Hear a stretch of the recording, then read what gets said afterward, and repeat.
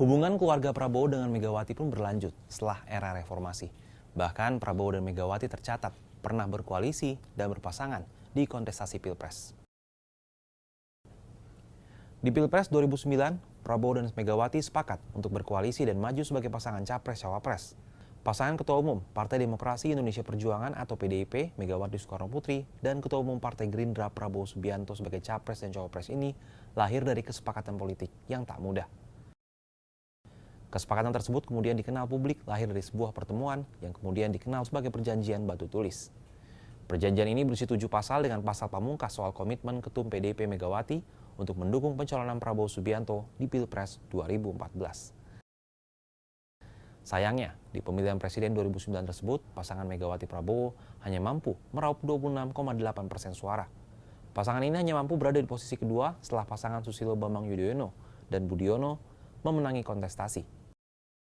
5 tahun kemudian menjelang pemilihan presiden 2014, hubungan Megawati dan Prabowo memasuki fase yang dingin. Hal ini karena langkah PDIP yang justru menjatuhkan pilihan kepada kadernya Joko Widodo untuk maju sebagai capres dibandingkan mengusung Prabowo yang akhirnya pada Pilpres 2014 dimenangkan oleh Jokowi. Pada pemilihan presiden 2019, Prabowo kembali maju sebagai calon presiden yang didampingi Sandiaga Uno sebagai cawapres. Pasangan ini diusung oleh koalisi 5 parpol, yakni Gerindra, Demokrat, PAN, PKS, dan Berkarya. Sayangnya, pasangan Prabowo Sandi gagal meraih kemenangan. Namun saat pembentukan pemerintahan hasil Pilpres 2019, Prabowo pada akhirnya bergabung ke dalam pemerintahan periode kedua Jokowi ini. PDIP sendiri sebagai parpol pengusung Jokowi membuka lebar masuknya Prabowo dan Gerindra ke dalam pemerintahan Jokowi saat itu.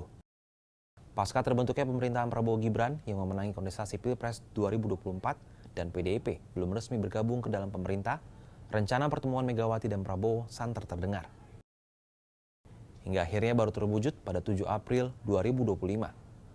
Pertemuan ini pun dianggap sebagai langkah awal rekonsiliasi politik keduanya.